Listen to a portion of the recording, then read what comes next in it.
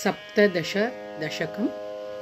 दशकं 17 सुदर्शन कौशल प्राप्ति। युधाजितं शत्रुजितं च हत्वा रणाङ्कणस्थानुतिभिः प्रसन्ना सुबाहुमुख्यान् अनुगृह्य भक्तान् सर्वेषु पश्यत्सु तिरोदधात्। पृष्टो नृपान् प्राह सुदर्शनस्तान् दृष्टा भवद्भिः खलु सर्वशक्त्या या निर्गुणा योगिभिरप्यदृश्या दृश्या च भक्तैः सगुणा विनीतैः।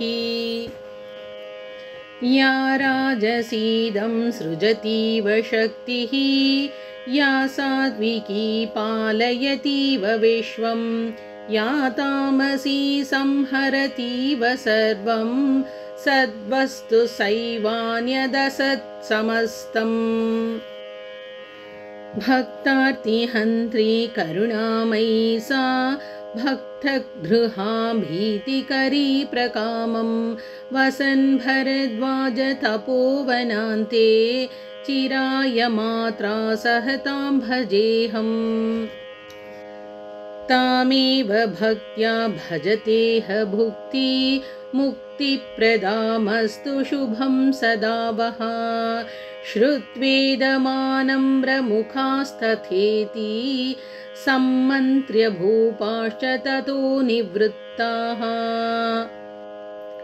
सुदर्शनो मातृवधूसमेतः सुबाहुमापृच्छ्य रथाधिरूढः पुरीमयोध्यां प्रविशन् पुरेव सीतापते स्तोषयति स्म सर्वान्। लीलावतीं प्राप्य विमातरञ्च नत्वा विषण्णां हतपुत्रतातां सदुक्तिभिः कर्मगतिः प्रबोध्य ससान्त्वयामास महेशि भक्तः। जनेषु पश्यत्सु सुदर्शनोऽत्र त्वां पूजयित्वा गुरुणाभिषिक्तः राज्ये त्वदीयं गृहमाशु कृत्वा पूजाविधानादि च संवृधत्त। तस्मिन् नृपे त्वत्सदनानि कृत्वा जनाः प्रतिग्राममपूजयंस्त्वां काश्यां सुबाहुश्च तथा करोति सर्वत्र पेथो करुणाकटाक्षाः।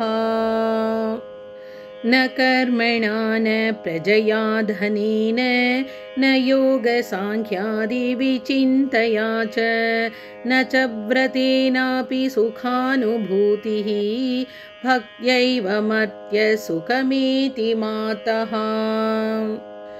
नाहं सुबाहुश्च सुदर्शनश्च न मे भरद्वाजमुनिः शरण्यः गुरुः सुहृद्बन्धुरपि त्वमेव महेश्वरी त्वां सततं नमामि।